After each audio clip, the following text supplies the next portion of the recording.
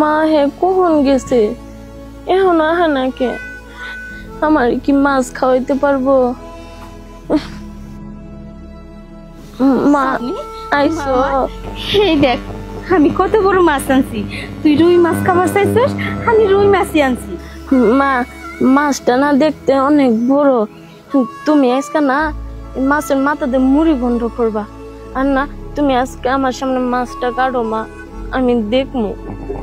ঠিক আছে মা, আমি এই মাছ তোর সামনে কাটবো, আমি তোর সামনে কাইটা কুইটা রাইন্ডা করে দিমু, তুই খাবি। আমি ঘরের থেকে বটি নিয়ে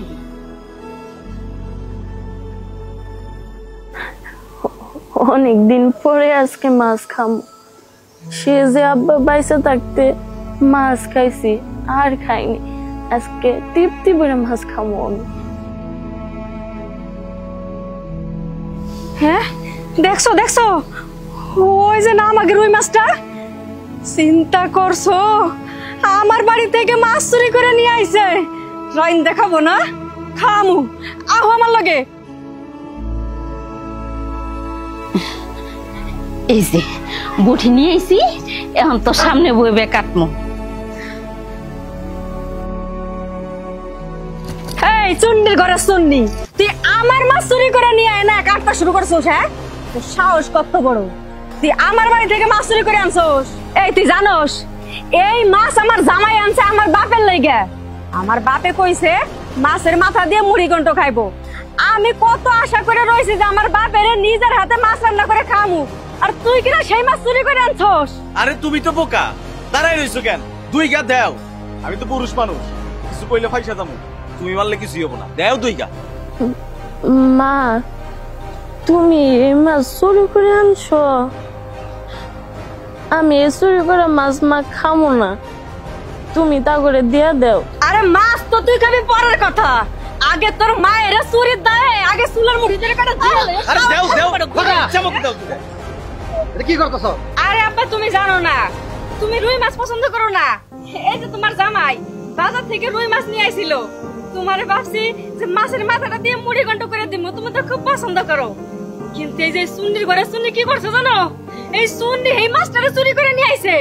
আব্বা মাছটা আমি 650 টাকা কিনছি আমাদের নিকে, একবারে মাথা কসকসে খাবেন দেখে এর লিগে নিয়ে আইছি, আর আর এই মহিলা চুরি করে নিয়ে আইছে, কত বড় সাহস! হ্যাঁ ভাইজান বিশ্বাস করেন আমি আসলে চোর না, আমি আজকে চুরি করছি শুধুমাত্র আমার মায়ের ইচ্ছা পূরণ করার জন্য।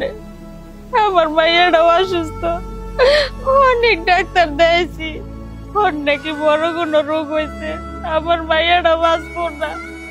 ডাক্তার কইছে ওর যদি ভালো মন্দ কোনো কিছু খাইতে ইচ্ছা করে তাহলে ওরা খাওয়ায়েন।